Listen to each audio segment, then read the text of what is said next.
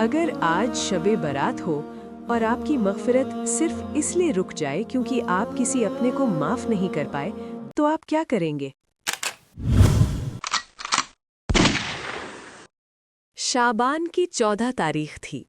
سورج غروب ہو چکا تھا اور آسمان پر ہلکی سرخی کے بعد اب گہرا نیلا رنگ جھا رہا تھا۔ ہر طرف ایک الگ ہی چہل پہل تھی۔ گلیوں میں بچوں کی آوازیں، مسجدوں سے آتی ہوئی نعت اور ذکر کی گونج، اور گھروں سے آتی ہوئی حلوے اور پکوانوں کی خوشبو، یہ شب برات کی رات تھی۔ لیکن اس پر رونق ماحول میں شہر کے ایک پرانے محلے میں بنے ایک گھر میں خاموشی تھی۔ یہ گھر احمد کا تھا۔ احمد اپنے کمرے میں بیٹھا کھڑکی سے باہر دیکھ رہا تھا۔ باہر لوگ خوش تھے، لیکن احمد کے دل پر بوجھ تھا۔ 2 سال گزر چکے تھے۔ 2 سال سے اس نے اپنے بڑے بھائی راشد سے بات نہیں کی تھی۔ وجہ؟ ایک چھوٹی سی زمین کی تقسیم اور کچھ کڑوی باتیں جو غصے میں بولی گئی تھیں۔ وہ باتیں جو تیر کی طرح دلوں میں چبھی تھی اور پھر کبھی نکل نہ سکی۔ احمد کی بیوی فاطمہ کمرے میں داخل ہوئیں۔ اس کے ہاتھ میں ایک ٹرے تھی جس میں حلوہ اور نان رکھا تھا۔ احمد، اس نے نرم لہجے میں کہا، آج برکت والی رات ہے، کیا ہم آج بھی رشید بھائی جان کے گھر نیاز نہیں بھیجیں گے؟ احمد کا چہرہ سخت ہو گیا۔ اس نے کھڑکی سے نظر ہٹا کر فاطمہ کو دیکھا۔ میں نے کہا تھا نا فاطمہ، اس گھر سے ہمارا کوئی واسطہ نہیں ہے۔ انہوں نے جو میری بے عزت کی تھی سب کے سامنے، میں مرتے دم تک نہیں بھولوں گا۔ فاطمہ نے ٹھنڈی آہ بھری۔ لیکن احمد، آج تو معافی کی رات ہے۔ کہتے ہیں آج اللہ تعالیٰ بنو کلب کی بکریوں کے بالوں سے زیادہ لوگوں کی مغفرت فرماتا ہے، لیکن ان کی نہیں جو دل میں کینہ یعنی حسد یا دشمنی رکھتے ہیں۔ احمد نے غصے سے ٹرے کی طرف دیکھا اور کہا، میرا دل صاف ہے، بس میں ان سے رشتہ نہیں رکھنا چاہتا۔ تم جاؤ یہاں سے، مجھے مسجد جانا ہے۔ فاطمہ چپ چاپ چلی گئی، لیکن اس کی آنکھوں میں نمی تھی۔ احمد نے شیروانی پہنی، ٹوپی سر پر رکھی اور گھر سے نکل گیا۔ مسجد میں دل دھرنے کی جگہ نہیں تھی۔ سفید کپڑوں میں ملبوس لوگ، بزرگ، نوجوان اور بچے صفوں میں بیٹھے تھے۔ امام صاحب منبر پر بیٹھے بیان کر رہے تھے۔ احمد ایک کونے میں جا کر بیٹھ گیا۔ امام صاحب کی آواز گونج رہی تھی، آج کی رات رزق لکھا جاتا ہے، آج کی رات موت اور زندگی کے فیصلے ہوتے ہیں، لیکن یاد رکھو اللہ کی رحمت آج ہر دروازے پر دستک دیتی ہے، صرف چند لوگ ہیں جو اس رحمت سے محروم رہتے ہیں۔ احمد کا دھیان پہلے کہیں اور تھا، لیکن اگلے جملے نے اسے چونکا دیا۔ امام صاحب نے کہا، وہ شخص جو اپنے مسلمان بھائی سے دشمنی رکھتا ہے، جو قطع تعلق ہے، رشتہ توڑنے والا ہے، آج کی رات اس کی بھی بخشش نہیں ہوتی جب تک وہ صلح نہ کر لے۔ احمد کے دل میں ایک ہلچل سی ہوئی۔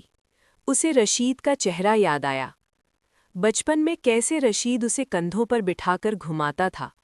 جب والد کا انتقال ہوا تھا تو رشید نے ہی احمد کو گلے لگا کر سنبھالا تھا۔ تو پھر یہ دوری کیوں؟ اس کے اندر سے آواز آئی۔ کیونکہ اس نے میری توہین کی، اس کی انا یعنی ایگو نے جواب دیا۔ بیان ختم ہوا، دعا شروع ہوئی۔ امام صاحب رو رو کر دعا کر رہے تھے۔ یا اللہ، ہمارے دلوں سے نفرتیں نکال دے۔ یا اللہ، ہم کمزور ہیں، ہمیں معاف فرما۔ احمد کی آنکھوں سے ایک آنسو گرا، لیکن اس نے جلدی سے صاف کر لیا۔ نماز کے بعد لوگ ایک دوسرے سے گلے مل رہے تھے، شب برات مبارک کہہ رہے تھے۔ احمد جلدی سے مسجد سے نکل گیا۔ اسے گھٹن ہو رہی تھی۔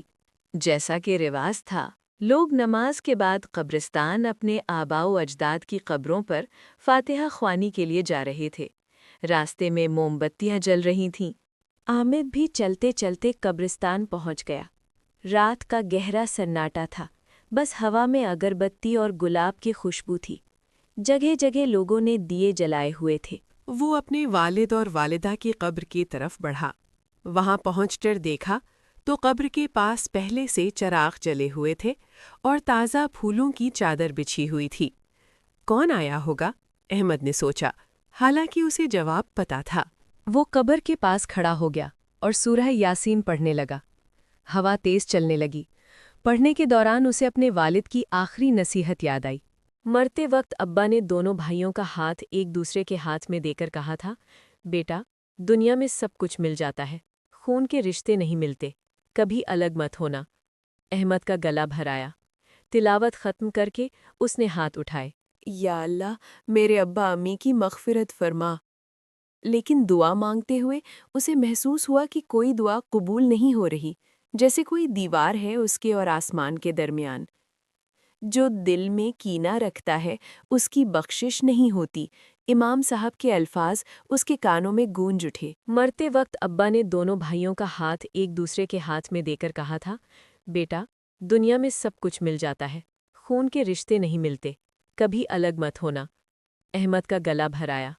تلاوت ختم کر کے اس نے ہاتھ اٹھائے۔ یا اللہ، میرے ابا امی کی مغفرت فرما۔ لیکن دعا مانگتے ہوئے اسے محسوس ہوا کہ کوئی دعا قبول نہیں ہو رہی، جیسے کوئی دیوار ہے اس کے اور آسمان کے درمیان۔ جو دل میں کینہ رکھتا ہے اس کی بخشش نہیں ہوتی، امام صاحب کے الفاظ اس کے کانوں میں گونج اٹھے۔ تبھی اس نے دیکھا کہ دوسری طرف ایک شخص ایک پرانے درخت کے نیچے اندھیرے میں کھڑا رو رہا تھا۔ وہ شخص قبر کی دوسری طرف تھا۔ احمد نے غور سے دیکھا۔ وہ رشید تھا۔ راشد، جو ہمیشہ سخت مزاج دکھتا تھا، آج بچوں کی طرح سے سک رہا تھا۔ احمد چپ چاپ سننے لگا۔ راشد قبر پر ہاتھ رکھ کر کہہ رہا تھا، ابا، میں ہار گیا، میں آپ کا وعدہ نہیں نبھا سکا۔ میں نے کوشش کی تھی، لیکن شاید میں بڑا بھائی ہونے کا حق ادا نہیں کر سکا۔ احمد مجھ سے ناراض ہے، اور میں اپنی انا میں اس کے پاس جا بھی نہیں سکا۔ آج کی رات سب کی مغفرت ہو رہی ہوگی، لیکن میری نہیں ہوگی ابا، کیونکہ میرا بھائی مجھ سے راضی نہیں ہے۔ راشد کی آواز میں جو درد تھا، اس نے احمد کے دل پر لگی ہوئی 2 سال پرانی برف کو پگھلا دیا۔ احمد کو احساس ہوا کہ غلطی صرف راشد کی نہیں تھی، زبان تو احمد کی بھی چلی تھی، خاموشی تو احمد نے بھی سادھی تھی۔ 2 سال، 730 دن، کتنی ہی خوشیاں، کتنی ہی غم دونوں نے اکیلے گزارے تھے، صرف ایک ایگو کے وجہ سے۔ احمد کے پیر خود بخود آگے بڑھے، اس کے دل کی دھڑکن تیز تھی۔ راشد ابھی بھی سر جھکائے آنسو بہا رہا تھا۔ احمد نے دھیرے سے آگے بڑھ کر اپنا ہاتھ راشد کے کندھے پر رکھا۔ راشد چونکا، اس نے ڈرتے ڈرتے سر اٹھایا۔ اندھیرے میں جب اس نے احمد کا چہرہ دیکھا تو اسے یقین نہیں آیا۔ اسے لگا شاید کوئی وہم ہے۔ احمد! راشد کی آواز کانپ گئی۔ احمد کچھ بول نہ سکا، اس کا گلا رندھا ہوا تھا۔ اس نے بس اتنا کیا کہ آگے بڑھ کر اپنے بڑے بھائی کو زور سے گلے لگا لیا۔ وہ 2 سال کی دوری، وہ زمین کا جھگڑا، وہ کڑوی باتیں، سب اسے گلے ملنے میں بھنا ہو گئیں۔ قبرستان کی خاموشی میں دونوں بھائیوں کے رونے کی آوازیں گونجنے لگیں۔ راشد رو رہا تھا، مجھے معاف کر دے چھوٹے، میں غلط تھا۔ احمد رو رہا تھا، نہیں بھائی جان، میری غلطی تھی، میں نے آپ کی عزت نہیں کی۔ دونوں وہاں اپنے والد کی قبر کے پاس دیر تک گلے مل کر روتے رہے۔ ایسا لگ رہا تھا جیسے قبر میں سوئے ہوئے ماں باپ کی روحیں بھی آج سکون پا گئی ہوں۔ تھوڑی دیر بعد دونوں بھائی قبر کے پاس بیٹھے۔ احمد نے کہا، بھائی جان، فاطمہ نے حلوہ بنایا ہے، لیکن میں نے اسے منع کر دیا تھا بھیجنے سے۔ راشد مسکرایا، آنکھیں ابھی بھی سوجی ہوئی تھیں۔ کوئی بات نہیں، چلو آج کا کھانا ہم سب مل کر کھائیں گے۔ بھابھی اور بچوں کو لے آؤ، یا ہم تمہارے گھر چلتے ہیں۔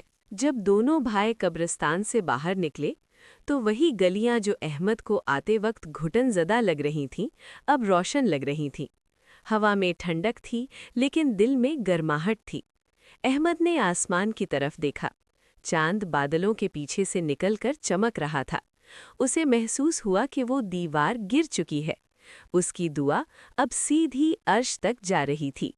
گھر پہنچ کر جب احمد اور رشید ساتھ داخل ہوئے تو فاطمہ کی خوشی کا ٹھکانہ نہ رہا۔